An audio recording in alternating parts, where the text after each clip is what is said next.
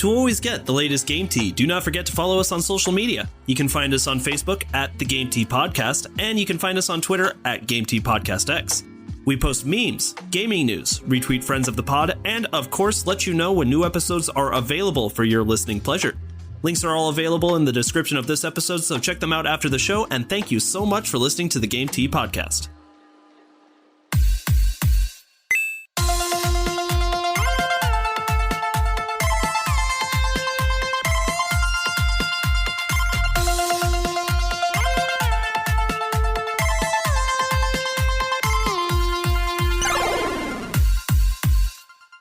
Hello, everybody, and welcome to another episode of the Game Tea Podcast. My name is JP. And I'm Czar. Zach is taking a weird role in today's episode. He didn't actually watch the Game Awards. He just got the snippets of most of the stuff that he wanted, which is totally fine. So he'll insert something if he's got a little something to say. But for mostly, Czar and I watched this event together. We had a great time, and we wanted to go over a few aspects of the Game Awards itself because let's be honest. This is the Super Bowl for gaming awards. You don't stop talking about the Super Bowl when the fucking event's over. You stop talking about it when people want to stop hearing about it. Am I right? Yeah, which I don't know if anybody ever wanted to hear from us, but whatever. Somebody out there did. I did get a lot of comments actually from some of the fans of the podcast that were saying, hey, I'm really glad that you guys did the Game Awards stuff. Like, I was hoping that you would, and you did, and it was a great episode. It was a lot of fun making those predictions, and I was just really hyped to see what we got right and what we got wrong. Speaking of predictions, I think this is a good time to mention we're approaching 2,500 plays on the podcast. And something I'm really proud of, Czar, I don't know if you've been checking it out. A lot of those plays are coming from out of the United States. Yeah, they're really consistent. We've specifically got one French listener. That is completely awesome. Shout out to whoever is listening to us internationally, because that is awesome. It really is. We appreciate all of our listeners, but I didn't think we were going to go international so soon. So that's amazing. And so consistent too. Like every episode they're downloading. Yeah, half of the plays. All of you people out there are awesome. Half of the plays from the last episode were international, actually, so far. All right.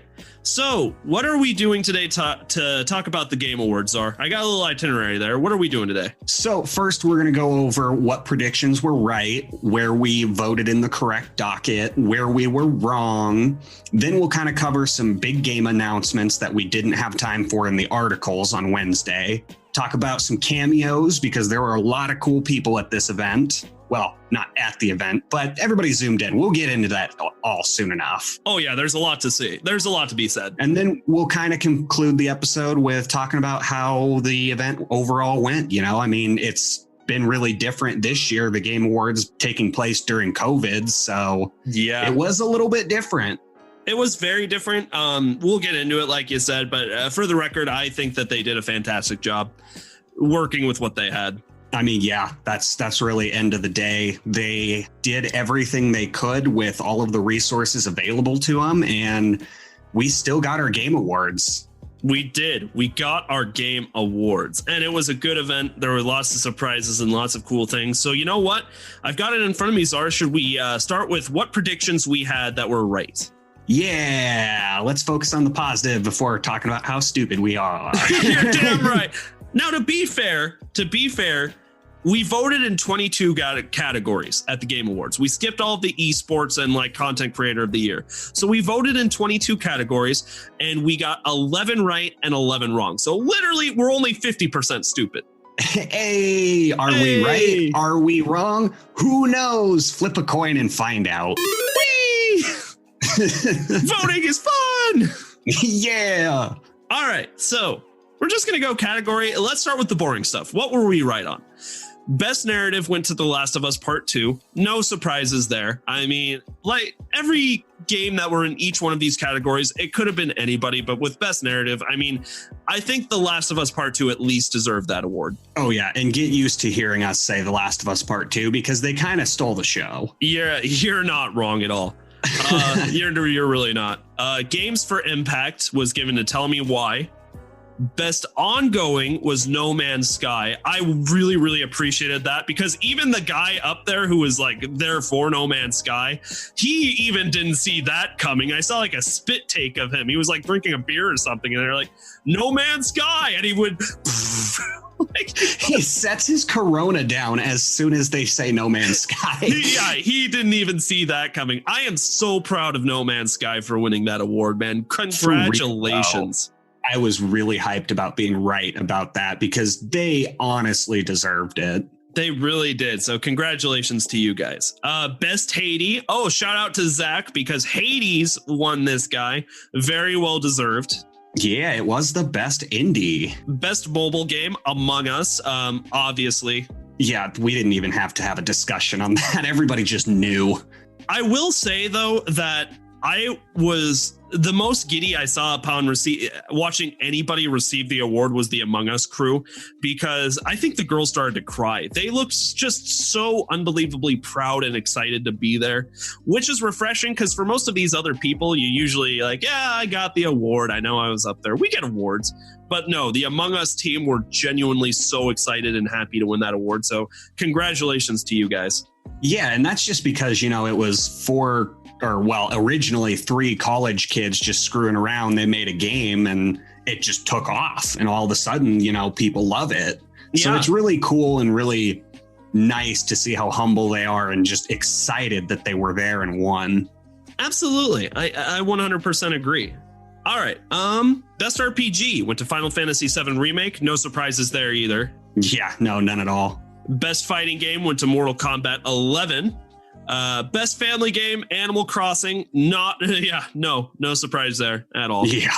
I thought maybe Fall Guys actually had a fighting chance in this category, but come on, man, it had to be Animal Crossing. Well, it's the limelight thing. Like, had Fall Guys not been overshadowed by Among Us, maybe they would have had more pushback.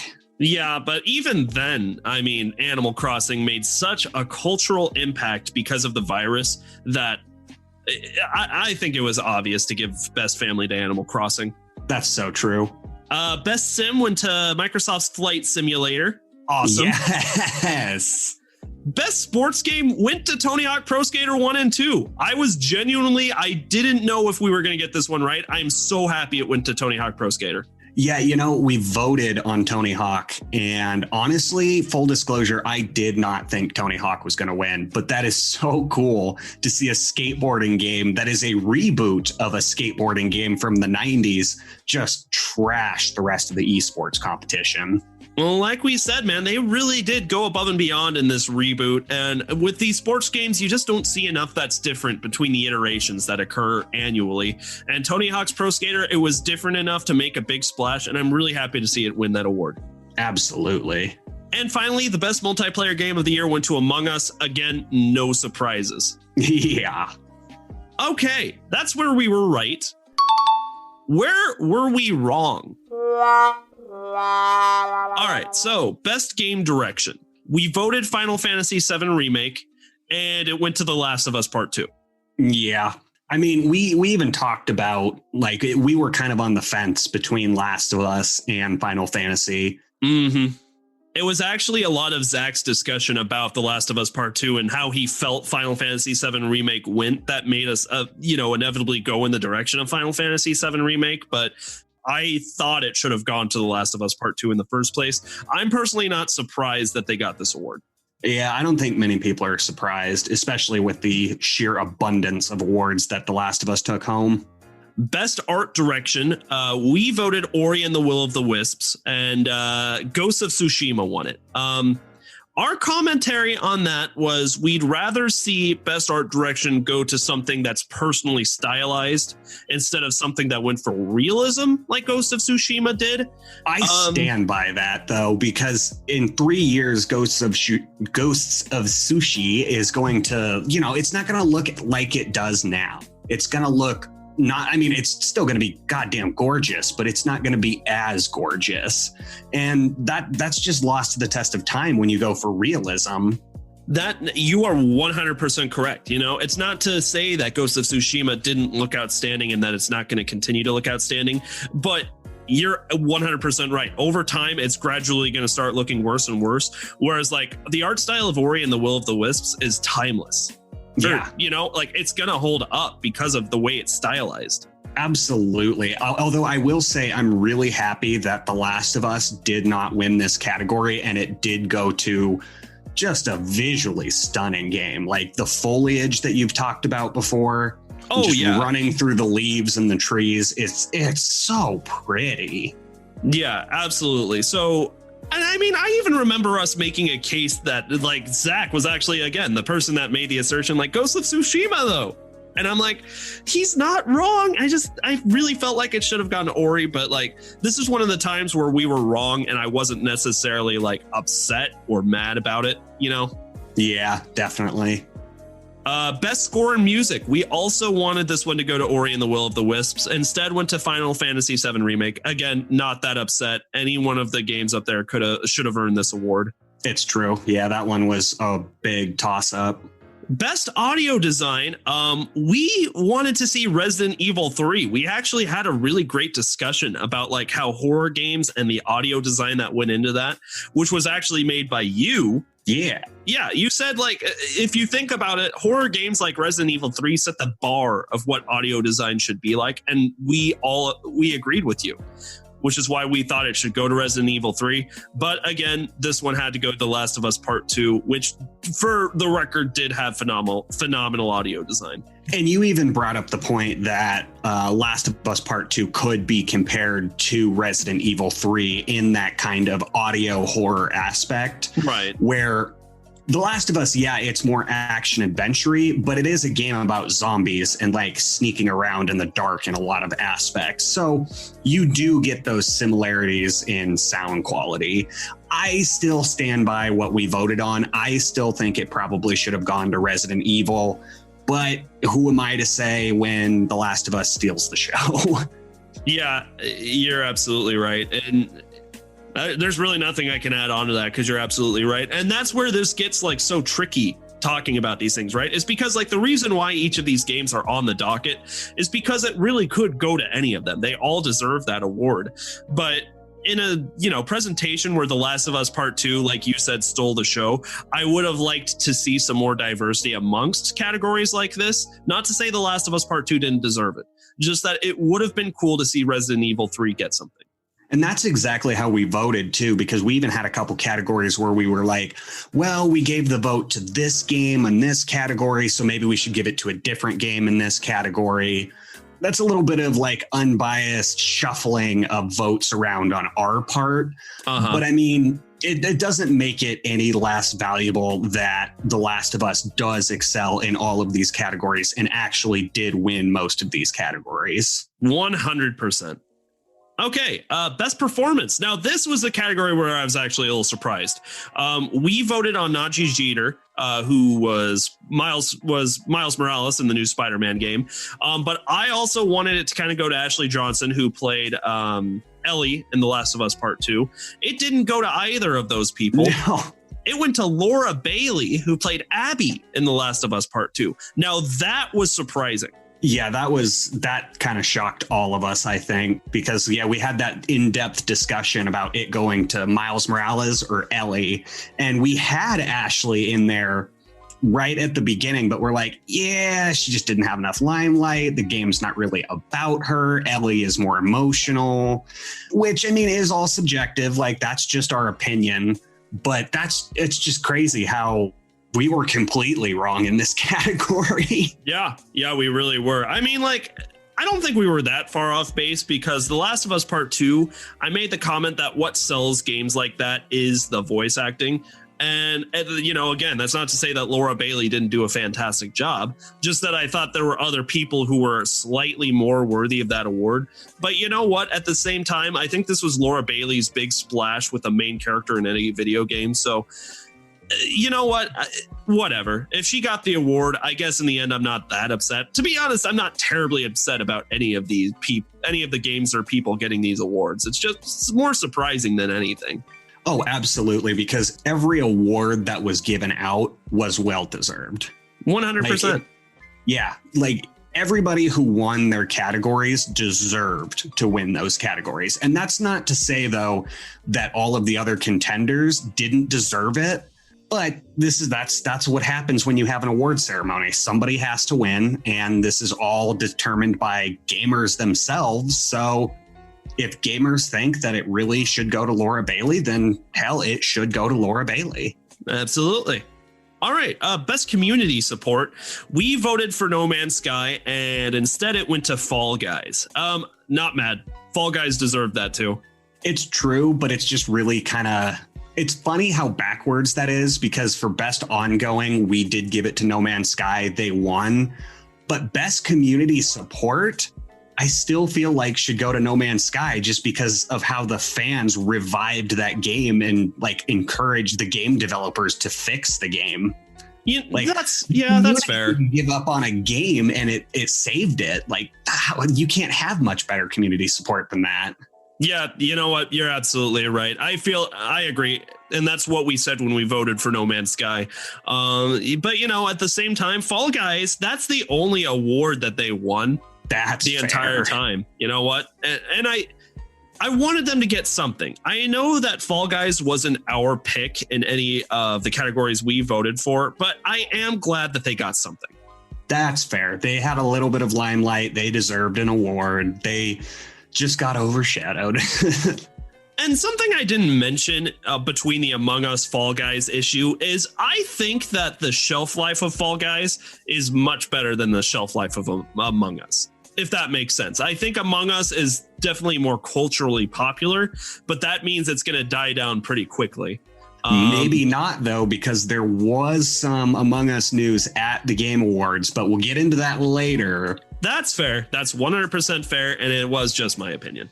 Okay. Best VR AR. We voted Star Wars Squadrons, and instead Half-Life Alyx won, which is interesting because I was fighting hard for Half-Life Alyx and was outvoted. You really were. Yeah, you really were. And honestly, I'm pleasantly surprised with this category because we talked about VR being, true VR. Yeah. Stepping outside of yourself and like being immersed in a spaceship or a Iron Man suit, something that's really freeing. And you just don't get that quality in a VR game when you have an FPS or a first person shooter. Absolutely. But absolutely. I mean, from a game that we didn't even really talk about, didn't really hear much about, winning best VR, that's pretty freaking cool. I like that Valve is in the market again. Well, I think that's part of the reason was the hype up of like literally after a memeable amount of time that a game has been anticipated. Like we finally got a new Half-Life title, right? All the big YouTubers played it and had a lot of fun with it and had good things to say about it. And when I suggested Half-Life Alyx for this award, I thought I was going to have your unwavering support. Like I know that Zach isn't huge into VR or AR games, except for Pokemon Go with his wife, but I thought for you, like Half-Life Alyx was going to be an immediate sell. So I was shocked when you wanted to give it to Star Wars Squadrons. And that just goes back to, the VR notion of stepping out of yourself. And I still just don't feel like first person shooters have quite blended into the VR market yet. Like it's definitely doable. There are very good FPS games out for VR. Just to me, I don't feel like those two genres have blended. Totally fair. All right. Innovation and accessibility. We wanted to give this one to Grounded. Instead, it went to The Last of Us Part 2. Personally, I think there were several other games that deserve this over The Last of Us Part 2, just this specific award.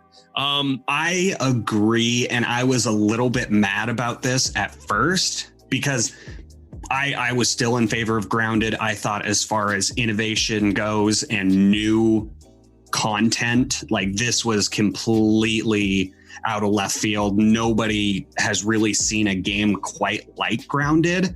Mm-hmm. But then when I looked at The Last of Us Part 2, I realized the innovation that they had. I mean, I think it comes down a lot to the LGBTQ plus community and how the game its protagonist is lesbian.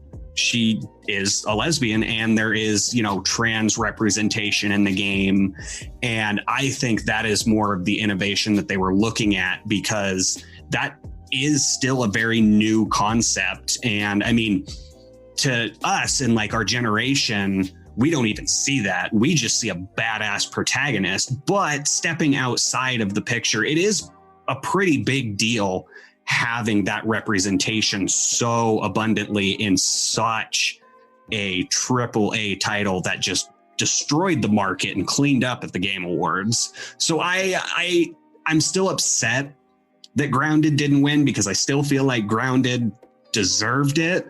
I totally understand why The Last of Us Part 2 got it, and I totally support that. They are deserving of it. You know what? I could not have said that any better myself. Yeah, absolutely. 100%. Well put, Czar. All right. Best action game. Okay. We wanted Doom Eternal. And instead it was given to Hades. Again, not that mad about it, but Hades did win a couple of... Well, actually, Hades only won one other award, which was Best Indie Game. But Doom Eternal, I don't think they got anything. No, Doom did not. Doom got overshadowed again. It's such a shame. This time not by cute animals. Yeah.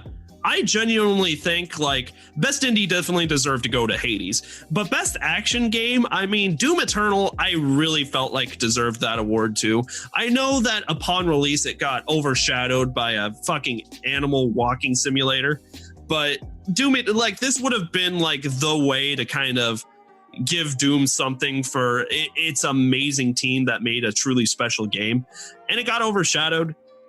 But then again, Hades made a huge splash onto the scene too, so I don't know how to feel about this one. Yeah, it's very confusing. I'm in the same boat as you, because on the one hand, when you think action, you think of the nonstop running and gunning that is Doom meshed with metal music. Like, that is action to me. Doom Eternal is literally used as the epitome for like why kids are turning violent. Oh yeah, absolutely. But on the other hand, you have an indie developed game that beat out AAA titles for this category. No matter how you feel, no matter how you voted, that's really cool. You know what? That's a fantastic point. So yeah, Best Action went to Hades. I ain't even mad. Okay, finally, Best Action Adventure. We wanted this to go to Ghost of Tsushima, and instead it went to The Last of Us Part 2. I think I was making a case for The Last of Us Part 2 for this category, and then I kind of capitulated to give Ghost of Tsushima a little bit more of the spotlight. Then again, I didn't anticipate that The Last of Us Part 2 was going to win this many awards. So I don't think any of us did. Yeah. So in hindsight, I would have rather had Ghost of Tsushima win this over The Last of Us Part 2 anyway. But obviously we did not get what we wanted here. The Last of Us Part 2 won Best Action Adventure. Again, not surprised. Not surprised, but slightly disappointed. Yeah, that's kind of everyday life, though. And finally, I was saving... Not surprised, but disappointed. Not surprised, just disappointed. And I left the best for last. Game of the Year. We wanted Final Fantasy VII Remake to get this guy, which honestly, in hindsight, was a stretch considering it was a remake. Instead, it went to The Last of Us Part 2. Which, after all of the times we've said The Last of Us Part 2 in this episode, it's no surprise that it won Game of the Year. Which is ironic, right? Because even before The Last of Us Part 2, I was calling it, like, got released, I was calling it for Game of the Year. And then it got released and I became a lot more skeptical of that happening. And then it won. Yeah. Should have kept faith. I should have kept faith. And it wasn't even that I didn't think the story and the game overall wasn't worthy of Game of the Year. I thought that it was so shrouded in controversy from the fans and the community that quote unquote love The Last of Us Part 2. Yeah, okay, dude. That there just wasn't a chance for it to win anymore. And I was wrong. Yeah, apparently. So yeah, Game of the Year went to The Last of Us Part 2. I'm still trying to let how I feel about the Game Awards here settle about everybody who won these categories, but I have a lot more good feeling than I do like anxiety towards how I feel about these categories. So I guess I'm going to have to let the game sink in just a little bit more before I'm like looking back on this day, like, yeah, The Last of Us Part 2 should have won, or maybe it should have been Final Fantasy VII Remake. Yeah, we're still sorting out our feelings. Like, I want to think about this set of game awards the same way I think about it in 2018 when God of War won, you know, where I'm like, yep, God of War deserved that, hands down, no contest. And I think once we get a little bit further out, we step back a little bit, I think more or less we'll see that, yeah, Last of Us Part 2 really did hedge out the rest of the competition. All right, so that was where we were right and where we were wrong. Like we said, we voted in 22 categories and we're only half stupid. We got 11 right. Yeah. Yeah. We could have just flipped a coin. All right, now obviously the Game Awards aren't just about voting on which game deserves to be in which category. There were a ton of game announcements too. In fact, there were lots of game announcements, weren't there? Yeah, there were a lot of really hype game announcements, some mediocre ones as there always are, but damn, it was a good showcase. In fact, I put down what we thought were the 6 biggest game announcements or game reveals or things along those categories. And actually, the very first thing that happened game-wise, Zach actually had an opportunity to talk about in the last episode. Smash character DLC announcement in Sephiroth. I got the fact that it was Sephiroth spoiled, but that did not stop the pure awe that was that trailer. Right, Czar? Oh, it was incredible. Just hearing the music, seeing Sephiroth enter the battlefield. Oh, it was crazy. And what I think was the craziest is how early they showcased this. Yeah, like first absolutely. 5 to 10 minutes into the Game Awards, Smash character. God, I'm gonna have to watch that trailer again when we're done recording this because my God, it was so good. Watch that trailer again. Zach, who is a certified kinda Smash Bros expert, said that is one of the best character drops he's ever seen, ever. And he's not wrong. It was stylized and it was beautiful. There's not a whole lot else we can add to that we didn't say in the last episode. Yeah, we kind of covered it mostly in the article. So what other games came out or got showed? Czar, new Mass Effect? Oh, I was so pumped about that. Oh my God. You really were. And I didn't even know what was going on at first because I'm still pretty new to trying to get into Mass Effect, but you were out of your seat right away. Yeah, I'm just on the edge of the couch, standing up, just slapping my hands on the couch, just and I'm like, giddy with excitement. What are we excited about? And I see the broken chip of armor picked up and reveal in 7. And then I see one of the companions turn their head and I'm just like, oh my God. Your love interest in the last game, if I'm not mistaken, huh? Yeah.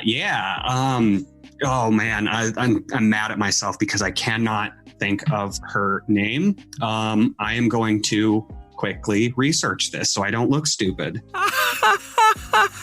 She looks like Nebula from the Marvel universe. That's what I like. Nebula? Oh, people just got so mad at me for saying that. I hear you typing away. Are you trying to get that name? Yep. Okay, so Liara Tassoni is who. Liara Tassoni. Yep, she is the blue girl. And now I don't even remember what her alien race is, but that doesn't matter because I got her name. I got her phone number. She turns her head, picks up the N7 broken chip of armor.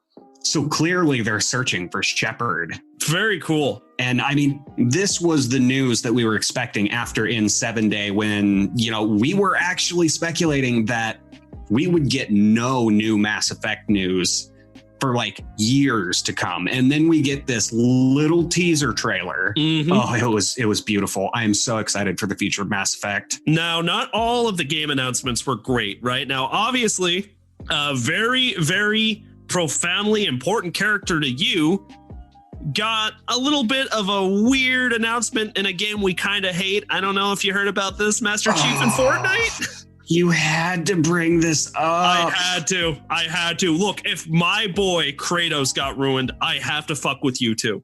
Look what they did to our boys. Look what they did to our boys. They added insult to injury too when they dragged Rooster Teeth and the cast of Red versus Blue into it. Oh my God, that was so cringy. Oh, it was awful. When look, you don't know about Ninja and Fortnite. I'm like, oh my God, please stop doing this. Oh my God, don't do this. Red versus Blue, what happened? They sold out. I know they did, but to be fair, I don't blame them. They probably got offered a fuck ton of money to do that. Well, yeah, but that's just because Fortnite wants to be everything else except for Fortnite. Yeah, I know. So, yep, Fortnite got its claws in your boy. I'm sorry. Yeah. Don't watch the trailer. But hey, after a little bit of gloom, you got a little bit more pep in Evil Dead. Oh, yeah. I did forget about that. That one I am really excited about because I am a huge Evil Dead and Bruce Campbell fan and was a little bit more than disappointed when Ash versus the Evil Dead, the TV series, ended after 3 seasons, to which Bruce Campbell later tweeted saying that he is completely done being Ash on the TV screen and movie screen. However, Bruce Campbell is not done being Ash from the Evil Dead, which leads us into the Evil Dead game that's coming out, which takes place in the Ash versus Evil Dead universe. All of his companions and all of the story from that looks like it's intermingled into this game. And it kind of looks like a Left 4 Dead style game. I literally thought it was Left 4 Dead. Yeah, it really did look like Left 4 Dead. And then I saw the cabin and I was like, JP, you know what this is? And you're like, no, I don't know what this fucking is. That's what it is. I'm like, no, this is the redefining of a horror genre. This just set the cornerstone for silly horror movies. I'm excited to give it a go. I mean, so pumped. Like, there weren't very many moments where you and I were both on the same page for excitement, but like, your excited made me excited because I do love a good zombie shooter. At first, you even alluded that it might be another Dying Light, which was quickly dismissed when we actually got into gameplay, but that got me excited. That was a different zombie game. There was a couple zombie games that we saw. That was zombies aren't going away anytime soon, are they? Oh God, no, not until they find a new monster, something that they can push around like vampires or mummies or something. All right, now something you and I were both excited for at the same time, Super Meat Boy Forever.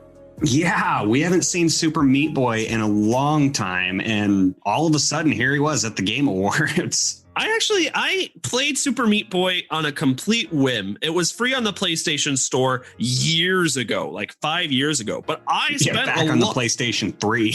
Yeah, but I had a great time playing that game. And I was like, oh my God, this is so cute, but it's actually really fun and challenging, but still fun.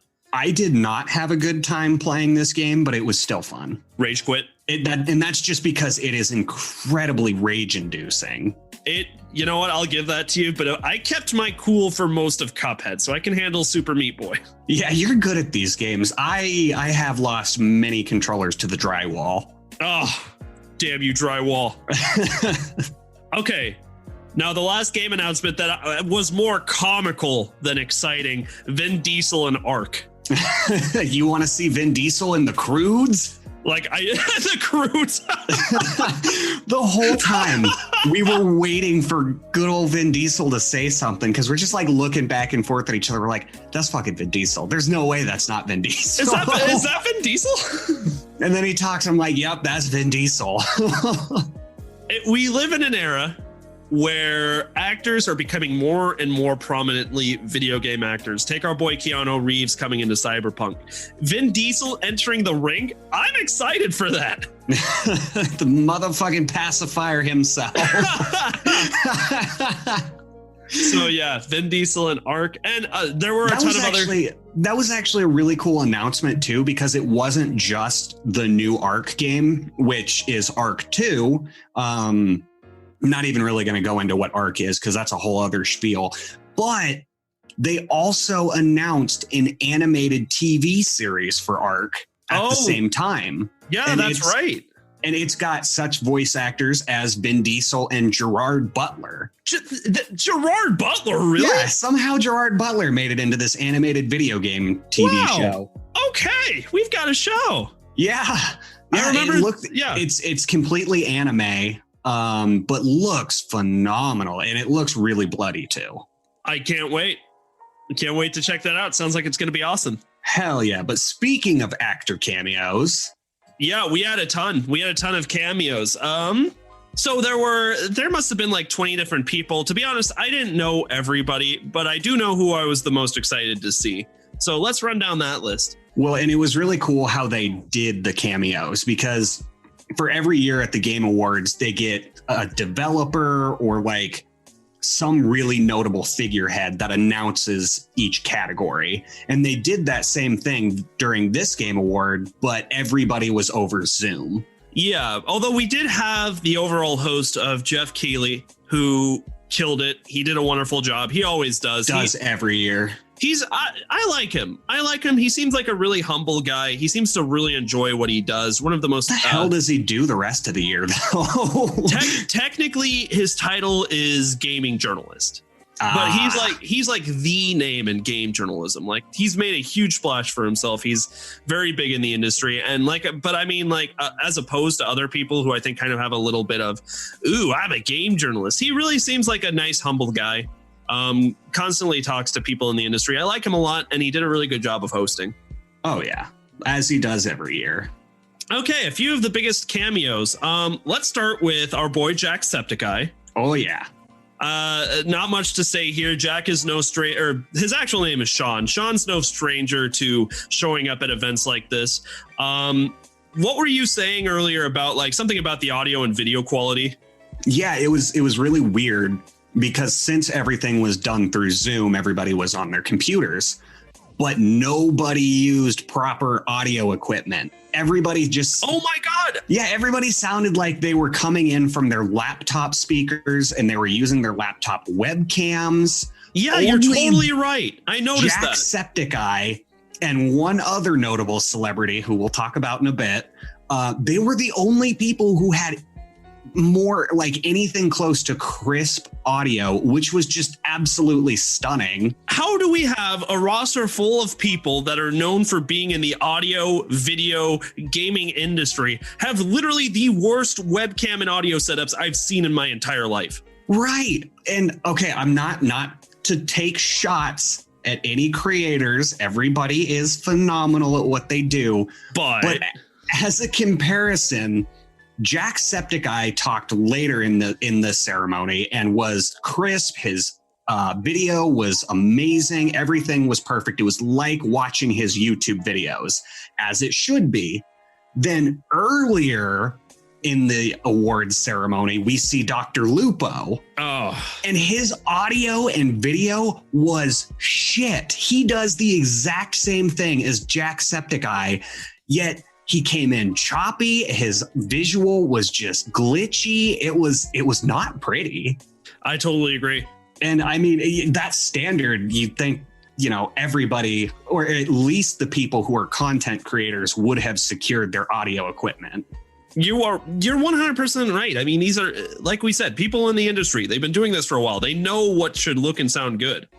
And you know what? Honestly, I hate to say it, but I think one of the biggest examples of that was, I think it was our boy, Tom Holland. He was one of the biggest cameos on the show, and he had the same issues where he was just coming in through a pretty not good webcam. I think the funniest cameo that had terrible audio was none other than the man, the myth, the legend, Reggie Fils-Aimé. Oh my God, his video stream He wore a gaming headset with a mic, but I don't think that headset was attached to anything. No, I totally think you're right, or at least the mic wasn't, because he had a mic, but it still sounded like it was using the like awful computer microphone. Yeah, I think he was recording from his laptop, but he thought he was going through his headset. Like, oh no, Reggie. Not legendary. Oh.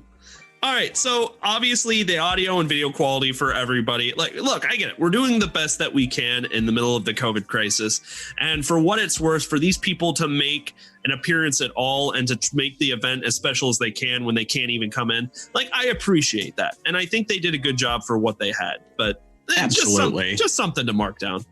Yeah, just something that kind of irked us a little bit. So we've referenced Jacksepticeye, Tom Holland, Reggie Fils-Aimé, the man himself, #legendary. Legendary. Obligatory. We had Keanu Reeves, and he didn't stay for long. None of these people did, but it was so cool to see him because I feel like he really appreciates being a part of the gaming community now.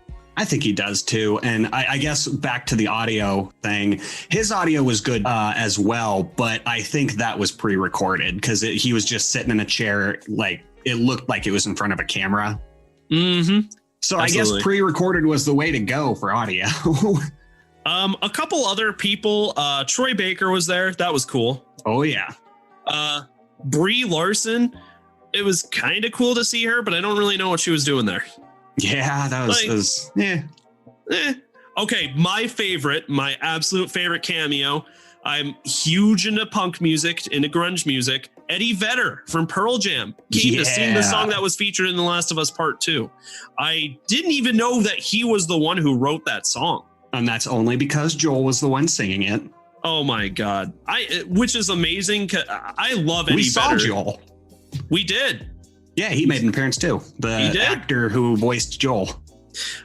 He didn't look anything like what I thought he would look like. I don't remember his name, but I remember he was like a hipster looking guy. Yeah, he was. I was like, wow, I did not see that coming. Oh yeah, that was pretty funny. So yeah, Eddie Vedder came in and sang the song featured in The Last of Us Part 2, my favorite cameo. But I know it wasn't your favorite cameo because we had one more big name that really, well, we had lots of big names, but your favorite cameo is who I wanted to talk about next. Yes, the other person who had the best audio quality, none other than the notable Swedish chef from the Muppets. So how did having the Muppets featured in the Game Awards come about? I don't know, but it seems like the Muppets always kind of pop up at the Game Awards. They absolutely do. But like, why Swedish Chef? Well, apparently just because he's now in Overcooked too, that diner game. Ooh, I love Overcooked. That was one of the first games I bought for this PC. You know, the super expensive PC that I bought and put together. The first game I played on it was Overcooked 2. Fuck graphics. So there were a ton of great cameos in there. Those were just some of our favorites. Anybody you wanted to add that I forgot about? I thought Valkyrie did a good job. Absolutely. She won Content Creator of the Year, and her audio was great too. She was using good microphone, and I was really surprised about her setup because like you had Jacksepticeye and most of the other people who were in like recording studios that they would do their YouTube videos in. Yeah, Valkyrie was just in her living room and sounded crisp. Dude, streamers, YouTubers, they know what's up. They have perfected the art of getting the audio quality that they want. And yeah, I think that's about all the cameos I can think of. Gal Gadot was there. Again, I don't really know why, but she was there. You know who wasn't there? Who's that? Grimes. Where's Grimes? Grimes. Where's Grimes? Elon Musk. Where's Grimes? I want Grimes. I had a little viewing party of last year's Game Awards at my house, and Grimes came to sing a song. I was like, oh my God, this is hype as hell. Grimes? And that's we have that ongoing joke now. Grimes? Is Grimes here? Grimes. Where's Grimes? Grimes. All right, so we've gone over everything. Our predictions, where we were right and wrong, the biggest game announcements, the biggest cameos, and now it's just time to talk about the event itself. So obviously, with how COVID's been impacting the world, it was kind of weird having an event where there was no people in the audience, where none of the creators could accept the awards in person. But I still think that despite all that, we got something special out of the Game Awards. What do you think, Czar? We really did. And I mean, that's all what it comes down to is it's COVID year and we're all making do with what we can. And we still got our game awards, and that is awesome. It really wasn't as flashy as it has been in years past, but that's because there was one person in the studio. Yep. But it was absolutely still right. Very cool. Everybody in the gaming community was brought together. Everybody was watching this, and it went off really well. And I'm also really tickled to realize that my swims are superior because I'm a gamer. Oh my God, what was with that ad? I don't know. To be my fair, swims are great.